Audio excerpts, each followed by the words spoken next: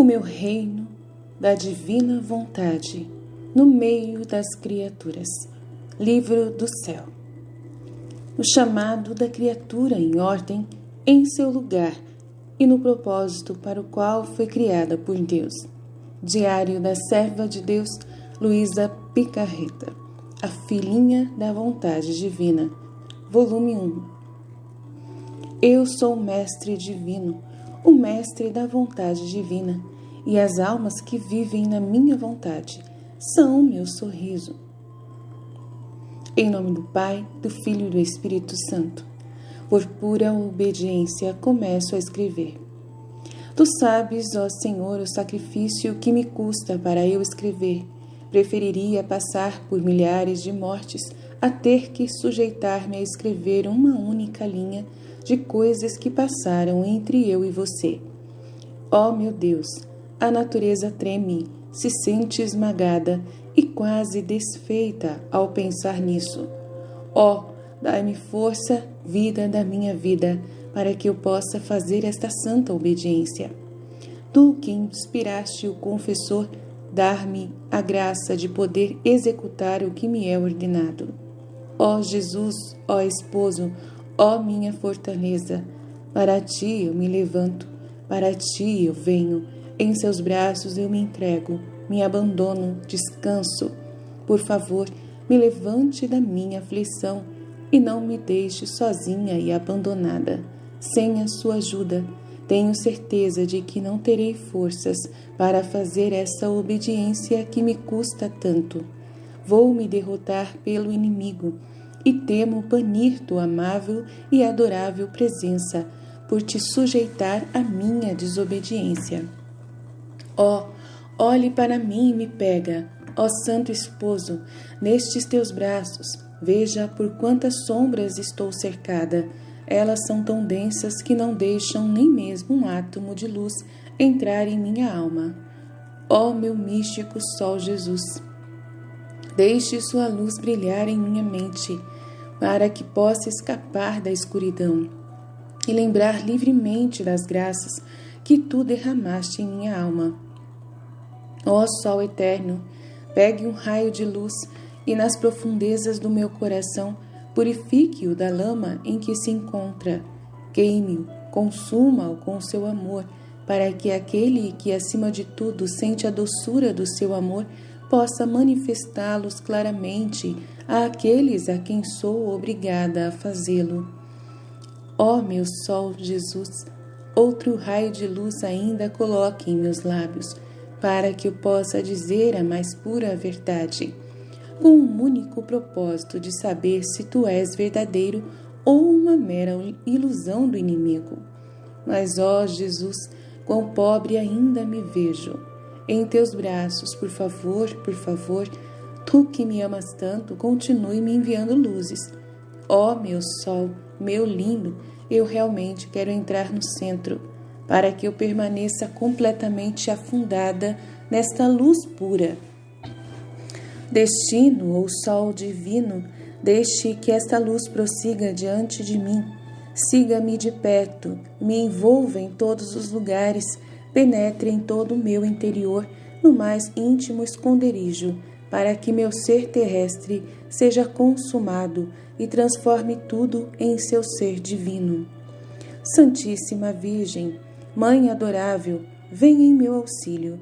Tira do seu e do meu doce Jesus graça e força para eu fazer essa obediência. São José, meu querido protetor, ajuda-me nesta minha circunstância. Arcanjo São Miguel, me defenda do inimigo infernal que coloca tantos obstáculos em minha mente para me fazer perder essa obediência. Ó Arcanjo São Rafael, e tu, meu anjo, meu guardião, vem me ajudar e me acompanhar para dirigir minha mão, para que eu possa escrever a suprema e única verdade. Que seja tudo para a honra e glória de Deus e para mim toda a confusão. Ó Santo Esposo, vem em meu auxílio. Ao considerar as muitas graças que tu fazes à minha alma, sinto-me toda horrorizada e assustada, cheia de confusão e vergonha por me ver ainda tão ruim e incorreta em suas graças. Mas, meu adorável e doce Jesus, perdoe-me e não se afaste de mim, mas continue a derramar sua graça em mim, para que tu possas me fazer um triunfo da vossa misericórdia.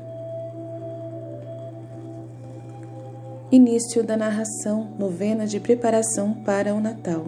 Eu comecei a novena do Santo Natal com cerca de 17 anos.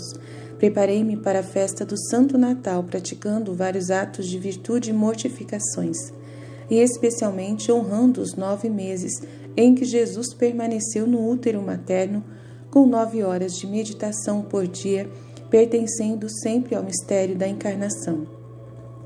Primeira hora. Por exemplo, em 1 hora eu me levei com meus pensamentos para o paraíso e imaginei a Santíssima Trindade, o Pai que enviou o Filho à terra, o Filho que prontamente obedeceu à vontade do Pai, o Espírito Santo que permitiu.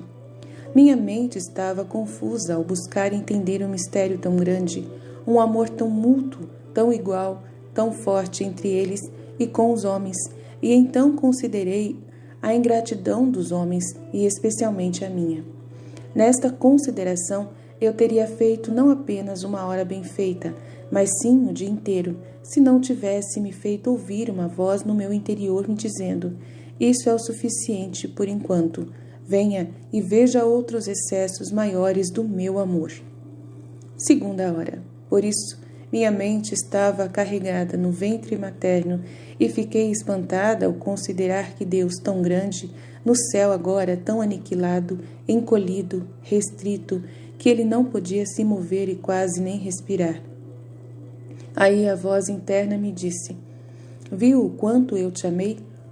Me dê um pouco de espaço em seu coração. Tire tudo que não é meu, para que você me dê mais facilidade para poder me mover e me fazer respirar.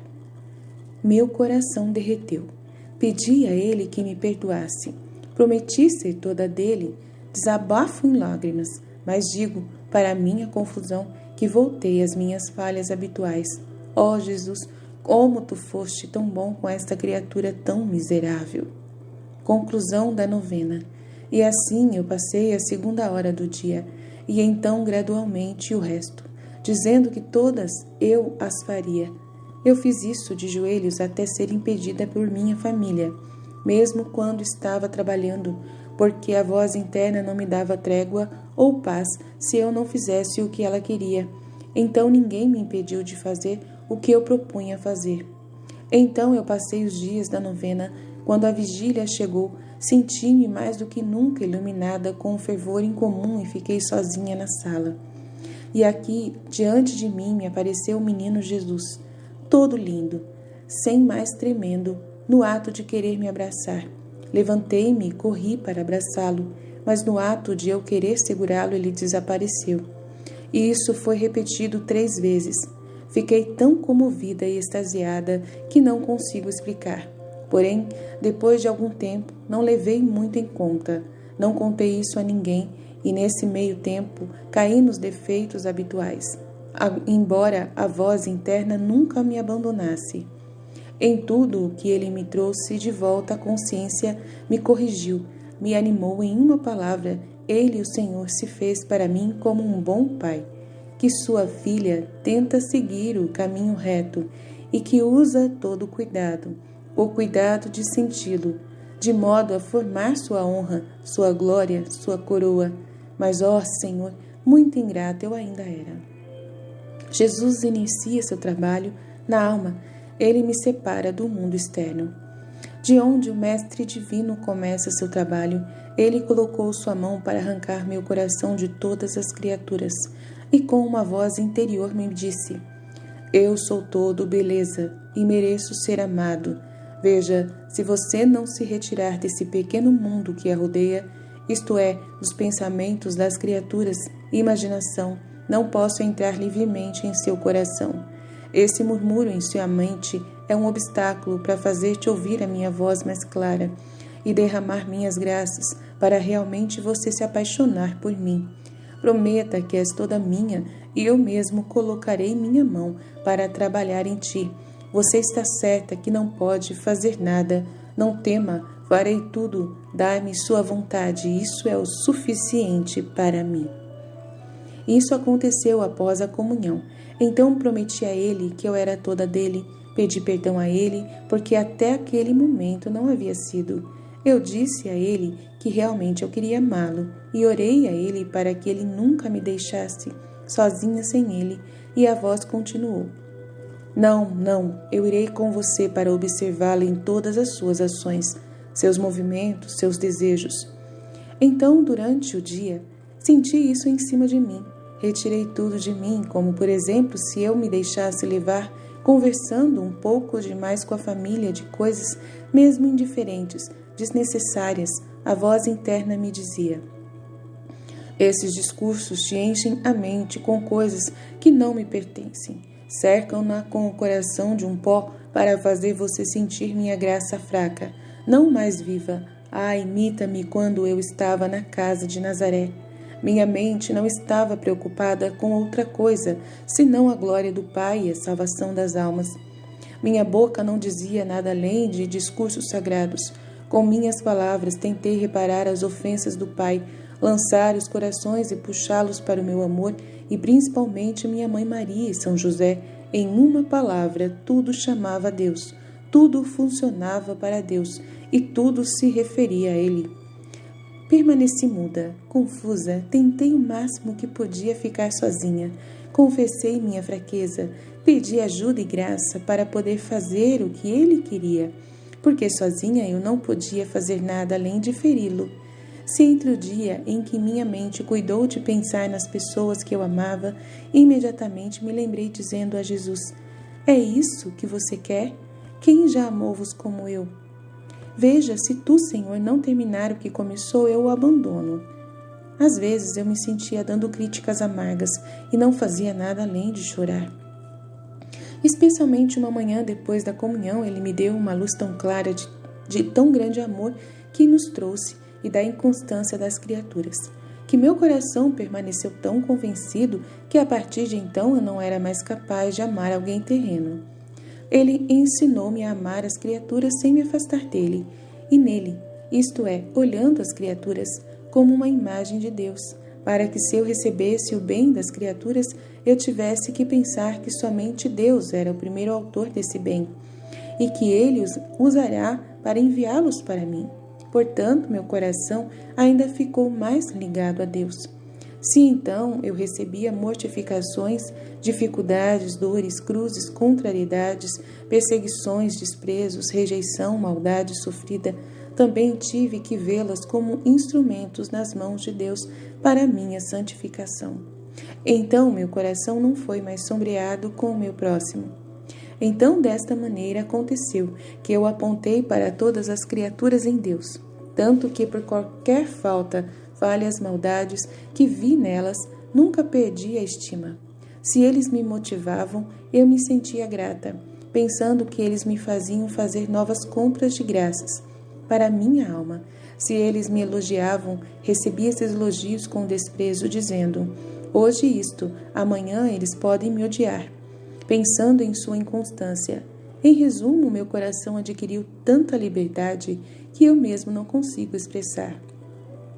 Jesus continua sua obra na alma. Ele a separa dela mesma, purificando todo o interior do seu coração. Quando o Divino Mestre me libertou do mundo externo, ele colocou a mão para purificar o meu interior e com uma voz interior me disse: agora estamos sozinhos. Não resta mais ninguém para nos perturbar. Você não está mais feliz agora do que antes, quando precisava satisfazer os outros?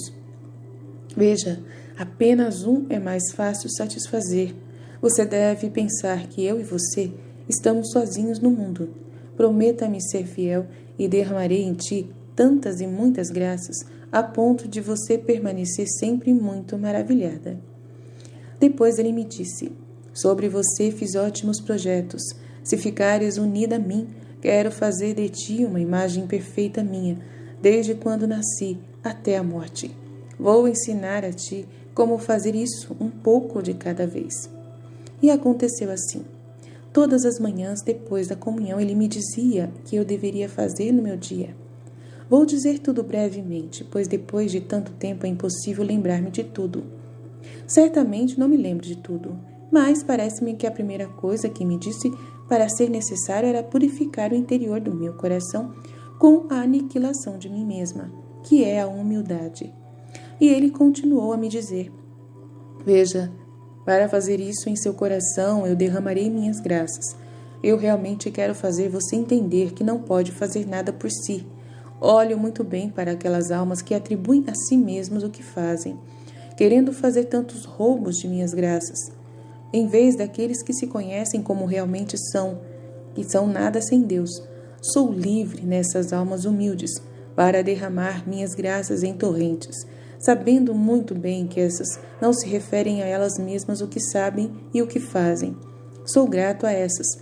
Elas fazem a estima que é apropriada. Vivem com um medo contínuo de que, se comigo não combinam, eu possa tirar o que já dei de graças e dons, sabendo que não é o que eles gostam. Pelo contrário, em corações cheios de orgulho de si mesmos, não posso nem entrar no coração deles, porque não há lugar para eles mesmos se incharem por si próprios. Esses pobres não levam em consideração as minhas graças e passam de cair em ruínas. Portanto, eu quero que neste dia que você faça atos contínuos de humildade. Eu quero que tu sejas como uma criança, vestida com panos que não pode mover nem um pé para dar um passo, nem uma mão para operar, mas tudo está esperando de mim, da mãe. Para que você fique perto de mim como uma criança, sempre orando para eu vir ajudá-la, confessando sempre o seu nada, enfim, esperando tudo de mim. Então tentei fazer o máximo possível para agradá-lo. Me enrolei, me aniquilei e às vezes chegava tão perto de me sentir quase desfeita, para não poder operar, nem dar um passo, nem mesmo respirar, se ele não me amparasse. Jesus leva a alma à verdade do seu nada. Então me vi tão mal que fiquei com vergonha de deixar as pessoas me verem assim tão insignificante como realmente sou. De onde, quanto mais conseguia escapar deles, fugia e dizia para mim mesma: se eles soubessem o quão ruim eu sou, e se eles pudessem ver as graças que o Senhor está me dando, o que eu não disse nada a ninguém, e que apesar disso eu ainda sou a mesma de sempre. Como eles me teriam horrorizado. Assim, de manhã, quando voltei à comunhão, pareceu-me que, ao entrar em mim, ele estava celebrando a alegria que sentia ao me ver tão aniquilada. Ele me contou outras coisas sobre a aniquilação de si mesmo, mas de maneiras diferentes da primeira vez. Acredito que não uma, mas centenas de vezes que ele falou comigo, e se até nas milhares de vezes que tivesse falado comigo, ele sempre manteria novas maneiras de dizer sobre a mesma virtude. Meu divino mestre, quão sábio você é! Lembro-me de que certa manhã, enquanto ele conversava comigo sobre a mesma virtude, ele me disse que por falta de humildade eu havia cometido tantos pecados e que, se fosse humilde, teria me mantido mais perto dele e não teria feito tanto mal. Me fez entender o quão ruim era o pecado, a afronta que esse verme miserável pecado havia causado a ele, e a horrenda ingratidão, a enorme maldade, o dano que havia sido causado à minha alma. A alma reclama dos pecados e falhas cometidas, mas Jesus não quer que se perca tempo pensando no passado. Fiquei tão surpresa que não sabia o que fazer para reparar. Eu sofri um pouco de mortificação. Pedi ao confessor por outras, mas poucas delas me foram permitidas. Então, todos pareciam sombras para mim e eu não pensava mais nos meus pecados, mas ficava cada vez mais perto dele, pois tinha muito medo de me afastar e piorar. Isso antes que eu mesmo não possa expressá-lo. Eu não fiz mais nada quando estava com ele, que disse a ele a dor que sentia por tê-lo ofendido. Sempre pedia perdão a ele, agradeci a ele que havia sido tão bom comigo e disse-lhe de coração: veja, ó Senhor, o tempo em que perdi enquanto não te amava. Assim não pude dizer outra coisa senão o grave mal que fiz. Finalmente, um dia, em recuperação, ele me disse: eu não quero que você pense mais sobre isso. Quando uma alma se humilha, convencida de que fez algo errado e lavou sua alma no sacramento da confissão, e está pronta para morrer em vez de me ofender. Continuar pensando no mal cometido é uma afronta à minha misericórdia, um impedimento para segurá-la ao meu amor, porque assim sempre procura em sua mente envolver-se na lama do passado. E isso ainda me impede de fazer com você voos para o céu, porque sempre está com essas ideias contidas em si, buscando somente pensar nelas. E então, veja bem, não me lembro mais de nada, esqueci completamente. Você vê alguma coisa de mim que é rancor ou sombra? E eu lhe disse: Senhor, você é tão bom, mas senti meu coração partir com ternura. Ele disse: bem, você quer levar essas coisas adiante? E eu: eu não quero. E ele: então fiquemos só, pensando em amar um ao outro e nos contentar. As criaturas devem desaparecer para a alma, deve olhar apenas para Jesus e agir somente com Jesus e por Jesus. A partir de então não pensei mais nisso. Fiz o máximo que pude para agradá-lo e orei a ele para que ele próprio me ensinasse o que devo fazer para reparar o passado. E ele me disse: estou pronto para fazer o que você quiser. Veja, a primeira coisa que lhe disse que quero de você é a imitação da minha vida. Portanto, vamos ver o que está faltando. Senhor, eu disse a ele: sinto falta de tudo, não tenho nada. Bem, ele me disse: não se preocupe, faremos tudo aos poucos. Eu conheço como você é fraca, mas é de mim que você deve tomar força. E acrescentou: quero que você esteja sempre em pé no seu trabalho. Com um olho olha para mim e com o outro o que você está fazendo. Eu quero que as criaturas desapareçam. Se você é ordenada, não olhe para as pessoas. Não, mas deve pensar que eu mesmo quero que faça o que lhe é ordenado. Portanto, com os olhos fixos em mim, você não julgará ninguém, nem examinará se é doloroso ou saboroso, se você pode ou não fazê-lo. Fechando os olhos para tudo isso, você os abrirá para olhar somente para mim. Você me levará contigo, pensando que estou te observando, e vai me dizer: Senhor, faço isso apenas por ti, em ti, somente quero trabalhar. Não sou mais escrava das criaturas. Então, se você anda, se trabalha, se fala, no que quer que faça, seu único objetivo deve ser de me agradar somente. Oh, quantas falhas você evitará se fizer assim. Outras vezes ele me dizia: eu também quero que, se as pessoas te mortificam, te maltratam, ou se elas te derrubam, ou se elas te contradizem, você mantenha o olhar ainda fixo em mim, pensando que da minha boca eu estou lhe dizendo: filha, eu quero que você sofra isso, e não as criaturas. Desvie o olhar deles, mas eu e você sempre. Deixe que todas as outras criaturas a destrua. Veja, eu quero torná-la bonita através desses sofrimentos.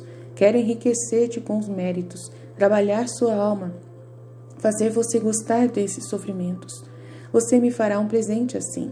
Me agradecerá afetuosamente pelas oportunidades de sofrer.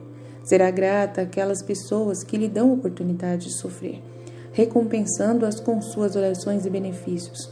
Ao fazer isso, você andará de pé diante de mim. Todas as coisas não lhe darão mais ansiedade e você sempre desfrutará de paz constante. A criatura deve morrer para si mesma para viver somente em Jesus. Há necessidade do espírito de mortificação. Depois de algum tempo, tentei praticar essas coisas, fazendo um pouco e caindo um pouco, embora perceba claramente que ainda me falta esse espírito de justiça. E estou cada vez mais confusa, pensando tanto em minha ingratidão. Jesus falou comigo e me fez entender a necessidade do espírito de mortificação. Embora eu me lembre que em todas essas coisas que ele me disse, ele sempre acrescentou que tudo tinha que ser feito por seu amor e que as mais belas virtudes, os maiores sacrifícios se tornavam insípidos se não tivessem o começo do amor. A caridade e o amor, ele disse, é uma virtude que dá vida e esplendor a todas as outras, de modo que sem ela todas as outras virtudes estão mortas. Meu olho não recebe atração e no meu coração elas não têm força. Todas as virtudes sem caridade. Tenha cuidado e deixe que seus trabalhos, mesmo o menor deles, seja investido pela caridade, isto é, em mim, comigo e por mim. Então vamos começar de novo falando sobre mortificação. Eu quero, ele me disse, que em todas as suas coisas, mesmo necessárias, elas devem ser feitas em espírito de sacrifício, por amor puro, independente de ter de sofrer. Veja, suas obras não podem ser reconhecidas por mim como minhas, se não tiverem a impressão da mortificação. À medida que a moeda não é reconhecida pelo povo, se não conter dentro de si a imagem de seu governo, ela então é desprezada e vista como sem valor algum. O mesmo é nos seus trabalhos. Se não tem um enxerto na minha cruz, não pode ter valor. Veja, agora não se trata de destruir as criaturas, mas de destruir você mesma, fazer-te morrer para viver somente em mim e em minha própria vida. É verdade que isso lhe custará mais do que você tenha feito até agora, mas tenha coragem, não tema. Tu não farás nada, mas será eu quem vai trabalhar em ti e por meio de ti. Então eu recebi outras luzes sobre a aniquilação de mim mesma e disse: você saiba que não é nada além de uma sombra que escapa de ti enquanto você a toma. Você não é nada. Senti-me tão arrasada que quis me esconder no mais escuro abismo, mas me vi incapaz de fazê-lo. Senti tanta vergonha que fiquei em silêncio enquanto eu estava desfazendo o meu nada. Ele me disse: esteja perto de mim, encoste-se no meu braço. Eu o apoiarei com minhas mãos e você receberá força. Se é cega, minha luz servirá como seu guia. Veja, eu estarei adiante de você e você não fará nada além de me olhar para me imitar. A alma deve, antes de tudo, fazer a sua vontade, morrer em todos os sentidos, mortificando-a constantemente em tudo. Então ele me disse: a primeira coisa que quero que você mortifique é a sua vontade, que devo destruí-la. Quero que você guarde sua vontade sacrificada como vítima diante de mim. Faça de sua vontade de mim a uma única. Você não ficará feliz assim? Sim, Senhor, mas me dê a graça de que somente eu veja que nada posso fazer. E ele continuou me dizendo: sim, eu mesmo estarei te contradizendo em tudo, e farei também por meio de pessoas. E aconteceu assim, por exemplo, se eu acordei de manhã e não me levantei imediatamente, a voz interior me disse: você descansa? Eu não tinha outra cama além de cruz. Em breve, sem tanta satisfação. Se eu andasse e à vista meu olhar se afastasse um pouco, retomava imediatamente a ouvi-lo. Eu não quero que sua visão se afaste de você, nem o comprimento de um passo para o outro, para que não tropece. Se eu estivesse no campo e visse flores e árvores, ele me dizia: criei tudo para o seu amor, e você se privará de olhar para essa beleza e desse prazer por meu amor. Também nas coisas mais inocentes e sagradas, como por exemplo o papel de parede dos altares, as procissões, ele me disse: não é outro prazer? E você tem a eles apenas em mim. Se eu estivesse sentado enquanto trabalhava, ele me dizia: você está confortável demais? Não se lembra que minha vida era uma dor constante e a sua? Imediatamente, para satisfazê-lo, eu me coloquei no meio da cadeira e a outra metade deixei em branco. E às vezes, com uma piada, eu brincava e dizia a ele: veja, Senhor, metade da cadeira está vazia. Venha e sente-se perto de mim. Às vezes me pareceu que ele estava contente, enquanto eu trabalhava um pouco devagar e apática, ele me disse: rápido, termine, que o tempo que você ganhará ajudando a si mesma a terminar a fará ter mais tempo para estar junto comigo em oração. Às vezes ele próprio me dava o quanto de trabalho eu tinha que fazer. Eu então implorei que ele me viesse ajudar. Sim, sim, ele me respondeu. Faremos essas coisas juntos, para que depois que for terminado, ficaremos mais livres. E aconteceu que em 1 hora, em 2 horas, eu fiz o que tinha que fazer o dia inteiro. Então saí para orar e ele me deu tantas luzes e me disse tantas coisas que dizer seria muito longo. Lembro-me de que enquanto estava sozinha trabalhando, vi que o fio não era suficiente para realizar todo o bordado que eu precisava. Ir à família para comprar mais. Virei-me para ele e disse-lhe: que bom, meu amado, vai me ajudar? E ele: enquanto vejo que precisa ir à sua família, encontrará pessoas e elas te impedirão de voltar. E dessa vez nossa conversa fracassará. E ele disse: você tem fé? Sim, bem, não se preocupe, eu a farei realizar tudo. Não permitia que o fio acabasse, multiplicando. E assim aconteceu. Tive mais tempo para orar. Se então chegou a hora do almoço e eu comi algo saboroso, imediatamente fui levada internamente dizendo: você talvez se esqueceu de que eu não tinha outro gosto a não ser sofrer por seu amor.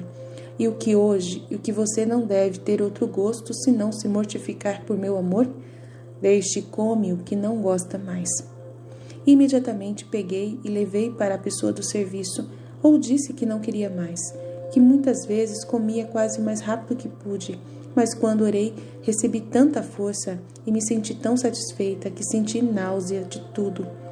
Outras vezes, para me contradizer, se eu não quisesse comer, ele me dizia: quero que você coma pelo meu amor, e enquanto a comida se une ao seu corpo, ore a mim para que meu amor se una à sua alma e tudo seja santificado.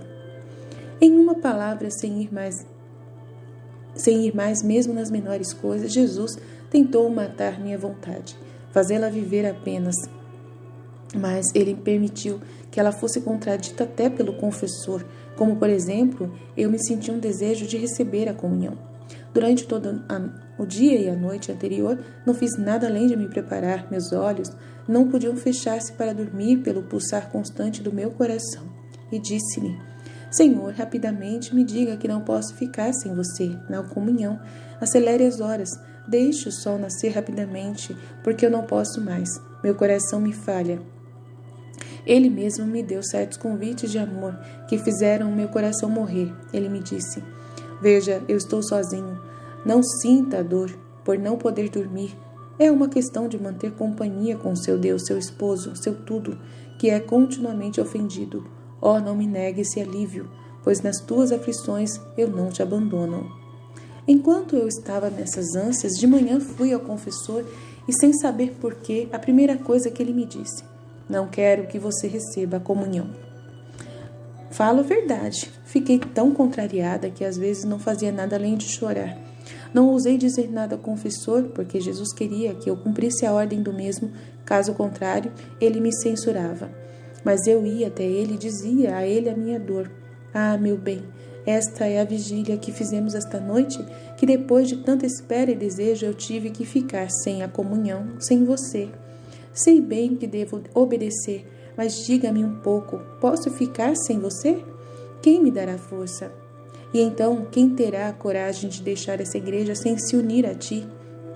Não sei o que dizer, mas tu podes remediar tudo. Enquanto eu estava me libertando dessa maneira, senti um fogo se aproximando de mim, entrando em chamas no meu coração. E senti dentro de mim, imediatamente, ele me disse: acalma-te, eu já estou em seu coração. Do que você tem medo agora? Chega de luto, quero secar suas lágrimas. Você está certa, tu não poderias ficar sem mim, não é? Eu fiquei tão aniquilada em mim mesma e disse a ele que, se fosse bom, ele não teria arranjado isso, e implorei que ele não me deixasse mais, porque sem ele eu não queria ficar. Jesus quer se apaixonar pela alma no sofrimento por seu amor, pois ele a leva a mergulhar no mar sem limites de sua paixão. A primeira visão do sofrimento de Jesus. Depois dessas coisas, um dia, depois da comunhão, senti todo o amor em mim. E isso me amou tanto que eu mesmo fiquei tão maravilhada que me vi tão ruim e incorreta. E eu disse para mim mesma: pelo menos eu fui boa e correspondi. Temo que você ainda me deixe. Sempre tive esse medo dele me deixar e ainda o tenho. E às vezes é tanta dor que sinto que acredito que a pena de morte seria menor. E se ele não vier me acalmar, eu não sei como ficar em paz. E em vez disso, ele quer me abraçar mais intimamente. Enquanto eu o sentia dentro de mim com uma voz interior, ele me disse: minha alma, minha amada, as coisas passadas entre nós nada mais foram do que apenas uma preparação. Agora eu quero chegar aos fatos. E para organizar o seu coração para fazer o que eu quero de você, isto é, a imitação da minha vida, eu quero que você entre no imenso mar da minha paixão. E você, quando entender bem a amargura das minhas dores, o amor com que eu as sofri, quem sou eu, que sofri tanto, e quem é você, a criatura mais vil, Aí seu coração não ousará se opor aos golpes, à cruz que eu mantenho-vos preparado para o seu próprio bem. Mas antes o simples pensamento de que eu, seu mestre, sofri tanto, suas dores parecerão sombras comparadas às minhas. O sofrimento será agradável para você e você será incapaz de ficar sem sofrer. A minha natureza tremia só de pensar no sofrimento. Eu implorei que ele próprio me desse forças, pois sem ele eu usaria seus próprios presentes para ofender o doador. Então, eu me dei inteira na meditação da paixão e isso fez tanto bem à minha alma que acredito todo o bem me veio dessa fonte. Vi a paixão de Jesus Cristo como um imenso mar de luz que com seus inúmeros raios tocou a todos. Isto é, raios de paciência, humildade, obediência e muitas outras virtudes. Eu me vi toda cercada por essa luz e fui aniquilada ao me ver tão diferente dele.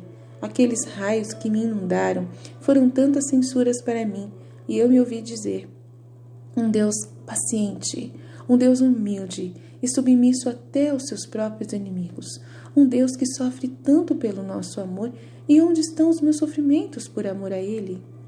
Ele próprio às vezes me dava a narração dos sofrimentos que sofria, o que me deixou tão emocionada que chorei amargamente. Um dia, enquanto trabalhava, estava considerando as dores muito amargas que meu bom Jesus sofreu. Meu coração estava tão oprimido pela dor que perdi a respiração, temendo alguma coisa. Eu queria me distrair saindo para a varanda. Estou prestes a olhar no meio da rua, mas o que vejo? Vejo a rua cheia de gente e no meio meu amante Jesus com a cruz nos ombros, que o puxava de um lado para o outro sem fôlego, com o rosto pingando sangue, que olhou para mim no ato de me pedir ajuda. Quem pode dizer a dor que senti, a impressão que causou uma visão tão compassiva em minha alma? Imediatamente entrei. Não reconheci onde eu estava. Eu senti meu coração partir com dor. Chorei, chorando, disse-lhe: meu Jesus, eu poderia pelo menos ajudá-lo? Eu poderia te libertar daqueles lobos raivosos? Pelo menos se eu pudesse sofrer essas dores em seu lugar, para aliviar-te ao menos um pouco. Meu bem, me dê sofrimento, pois não é certo que sofras tanto e eu, pecadora, nunca sofra. A partir de então, lembro-me, tal era o desejo de sofrer que em mim permanecia.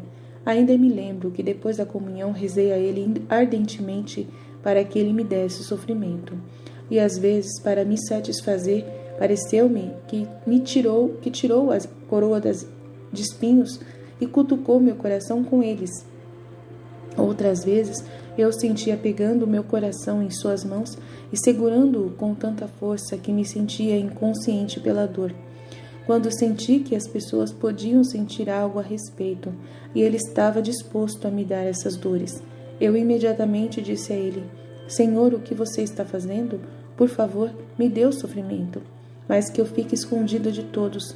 Até certo tempo ficou satisfeito, mas meus pecados me tornaram indigna de sofrer oculta, sem que ninguém percebesse. Jesus quer que a alma toque o seu próprio nada e se disponha à mais profunda humildade, privando-a de todo consolo e graça sensível, escondendo-se dela. Lembro-me de que muitas vezes após a comunhão ele me disse: você realmente não será capaz de se parecer comigo a não ser através do sofrimento. Até agora estive junto com você. Agora quero deixar você um pouco sozinha, sem me fazer sentir.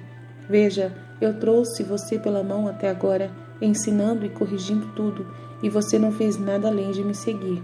Agora eu quero que tu faças isso sozinha, bem mais atenta do que antes, pensando que estou olhando para ti apenas sem me fazer sentir, e que quando eu voltar para me fazer ouvir, eu virei para recompensá-la se você for fiel, ou para puni-la se você for ingrata para comigo. Fiquei tão assustada e aterrorizada com essa sugestão que eu disse a ele: Senhor, meu tudo e minha vida, como posso sobreviver sem você? Quem me dará força? Como? Depois que você me pede para deixar tudo, para que eu sinta que ninguém mais existe para mim, agora tu queres me deixar só e abandonada? Por quê? Tu esqueceste o quão ruim eu sou e que não posso fazer nada sem ti? e por esse motivo, assumindo um aspecto mais sério, lhe disse: é o que eu quero, que você entenda quem você é. Veja, eu faço isso para o seu próprio bem. Não me contrarie, pois eu quero preparar seu coração para receber as graças que eu desenhei para você. Até agora eu ajudei com sensibilidade. Agora me dê uma maneira menos sensível. Farei você tocar o seu nada. Misturarei você numa profunda humildade para poder construir muros muito altos acima de você. Então, em vez de se afligir, você deve se alegrar e me agradecer, porque quanto mais cedo eu fizer você passar pelo mar tempestuoso, mais cedo chegarás ao porto com segurança. Há tantas provações duras a que vou sujeitá-la, tantas graças maiores eu lhe darei. Coragem, portanto, coragem, logo irei. E assim me pareceu que ele estava me abençoando e que estava saindo. Quem pode dizer a dor que senti, o vazio que deixou em meu interior, as lágrimas amargas que eu derramei? Mas eu me resignei à sua santa vontade. Parecia que de longe eu beijei a mão que me abençoara, dizendo: adeus, ó santo esposo, adeus. Vi que tudo estava acabado para mim, enquanto eu me sentia sozinha e que na falta dele não restava outra coisa. Consolei-me, mas tudo se transformou em amargas dores. De fato, as próprias criaturas provocaram minha dor, de modo que todas as coisas que olhei pareciam me dizer: veja, somos obras do seu amado. E onde ele está? Se eu olhasse para a água, o fogo, as flores ou as próprias pedras, imediatamente o pensamento dizia: ah, estas são as obras do meu esposo. Ah, elas têm o prazer de vê-lo e eu não. Ah, obras do meu Senhor, me dê notícias, me diga, onde ele fica? Ele me disse que viria em breve, mas quem sabe quando? Às vezes chegava uma desolação tão amarga que sentia minha respiração falhar, congelar por toda parte, e um tremor para toda a minha pessoa. Às vezes disso a família percebia. Eles a atribuíam ao mal corporal e queriam que eu fosse tratada, chamando médicos. Às vezes eles insistiam em vir para me deixar passar por algum exame médico, mas eu, no entanto, fiz o máximo que pude para ficar sozinha, de modo que poucas vezes eles perceberam esse meu estado.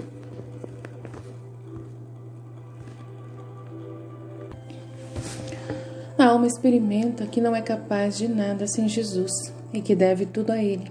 Jesus, verdadeiro diretor espiritual, a instrui sobre o modo de permanecer no estado de escuridão e abandono em oração, em comunhão, em visitas a Jesus no sacramento, Santíssimo Sacramento.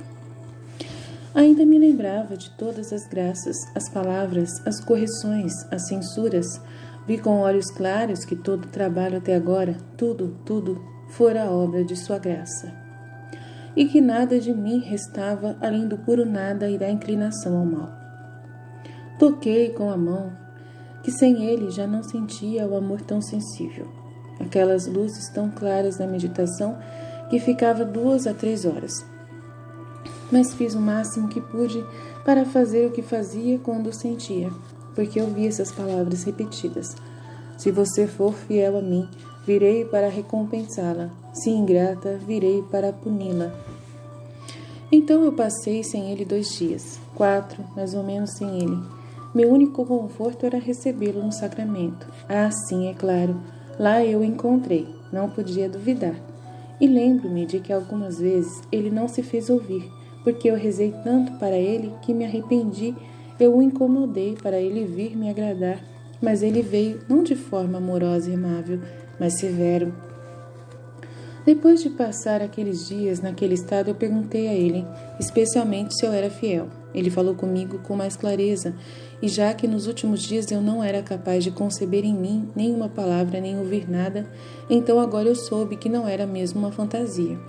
Tantas vezes antes de dizer, de modo que até agora eu não disse nada ao confessor ou a outra alma viva, mas fiz o máximo que pude para agradá-lo, porque do contrário me fez tanta guerra que eu não tive paz. Ah, Senhor, você foi tão bom comigo e eu ainda tão ruim. Depois do que disse, o senti dentro de mim, abracei, apertei e disse: amado bem, vê como a nossa separação me amargurou? E ele me disse: não é nada ainda. O que passaste prepara-se para provas ainda mais difíceis. Por isso, vim dispor seu coração para fortalecê-lo. Agora você me conta tudo, pelo qual passou, suas dúvidas e medos, todas as suas dificuldades, para eu poder ensiná-la e a consolar na minha ausência. Então eu contei sobre minhas dores, dizendo a ele: Senhor, veja bem, sem você eu não conseguia fazer nada direito. A meditação que fiz foi tão distraída, feia, tanto que não tive coragem de oferecê-la a você. Na comunhão eu não podia ficar o tempo todo como quando eu te sentia. Eu me vi sozinha, não tinha com quem entender. Tudo o que eu sentia era vazio, dor da sua ausência, que me fazia sentir agonias mortais. A natureza queria se apressar imediatamente para escapar dessa dor, tanto mais que me pareceu não fazer nada além de perder tempo. No entanto, o medo ainda tomou conta de mim que você, no caminho de volta, me castigasse por não ter sido fiel. Então eu não sabia o que fazer comigo, e então a dor de que tu estás sendo continuamente ofendido e que não se sabe o quanto, sendo que, como antes, me ensinaste a fazer atos de reparação naquelas visitas ao Santíssimo Sacramento, pelas várias ofensas que tu recebes. Então me diga um pouco como devo fazer? E ele gentilmente me ensinando disse: Primeiro, você se machuca ficando tão perturbada. Você não sabe que eu sou o Espírito da Paz e a primeira coisa que eu recomendo a você é não arruinar a paz do coração? Quando em oração você não conseguir se recompor, não quero que pense nisto ou naquilo, como é e como não é. Fazendo isso, você mesma chama mais distração. Mas quando se encontrar nesse estado, a primeira coisa é se humilhar, confessando-se indigna dessas dores, colocando-se como um humilde cordeirinho nos braços do carrasco, que enquanto mata, toca sua mão. Assim, enquanto você se vê atingida, abatida, sozinha, se resigna às minhas santas disposições, me agradece de todo o coração e beija a minha mão que a golpeia, reconhecendo-se digna dessas dores. Então você me oferece essas amarguras, angústias, me aborrece, orando para que eu as aceite, como sacrifício de louvor, de satisfação de suas faltas, de reparação da ofensa que eles me cometem. Ao fazer isso, sua oração se elevará diante do meu trono como um incenso, ferirá meu coração. Você atrairá novas graças e novos carismas. O demônio, vendo-te tão humilde e tão resignada, toda afundada no seu nada, não terá forças para se aproximar. E onde pensou que estava perdendo, fará grandes compras de graças e luzes. 2. Com relação à comunhão, não quero que você sofra, porque quando não puder estar lá. Saiba que isso é apenas uma sombra dos sofrimentos que sofri no Getsemane. O que será quando compartilhar com você sobre os flagelos, espinhos e chicotes? O pensamento de uma punição maior fará com que você sofra menos com maior coragem. Portanto, quando em comunhão você se encontrar sozinha em agonia, eu quero que você pense que eu te quero um pouco na agonia do jardim comigo. Portanto, aproxime-se de mim e faça uma comparação entre as suas e as minhas dores. Veja você sozinho e sem mim. Eu, sozinho, abandonado pelos amigos mais fiéis que dormem enquanto eu sofro, desde que meu divino Pai foi e me deixou ali para sofrer. Então, em meio a dores muito amargas, cercado por cobras, víboras, cachorros raivosos, quais eram os pecados dos homens que estavam ali e os seus também. Como eles queriam me devorar vivo, meu coração foi tomado por um aperto tão forte que senti como se estivesse sob um lagar de vinho, sendo triturado, tanto que suei sangue vivo. Diga-me, quando você chegou a sofrer como eu? Portanto, quando você se encontrar privada de mim, aflita, vazia de todo consolo, cheia de tristeza, de preocupações, desesperos, chega perto de mim, limpa o meu sangue, oferece-me essas dores em alívio da minha amarga agonia. Ao fazer isto, tu encontrarás o caminho para conter-me e me reparar. Depois da comunhão, não que você não sofra, porque o castigo mais amargo que posso dar às minhas queridas almas é privá-las de mim. Mas se pensares que com o seu sofrimento me dará alívio, assim também ficarás feliz. 3. Quanto às visitas e atos de reparação. Você deve saber que tudo o que fiz durante os meus 33 anos, desde que nasci até a morte, continua no sacramento do altar. Portanto, quero que você me visite 33 vezes por dia, honrando meus anos e unindo-vos no sacramento, com minhas próprias intenções, isto é, de reparação e de adoração. Você fará isso o tempo todo. Esse será o seu primeiro pensamento da manhã. Vou imediatamente diante da minha presença sacramental em pensamento, onde estou por seu amor e me visite. Este será também o seu último pensamento da noite, enquanto dormir à noite, antes e depois da refeição, no início de todas as suas ações, andando e trabalhando.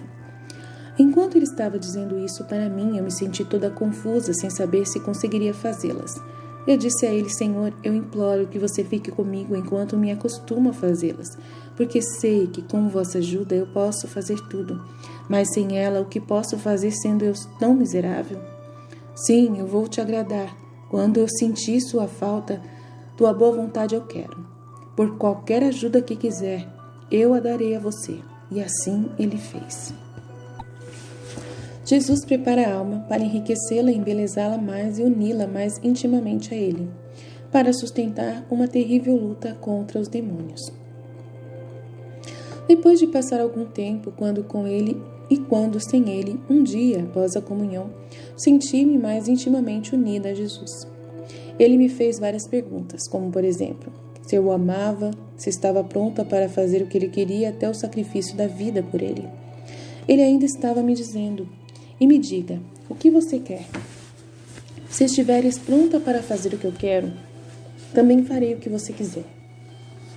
Eu me vi toda confusa, não quis dizer nada sobre o jeito dele trabalhar.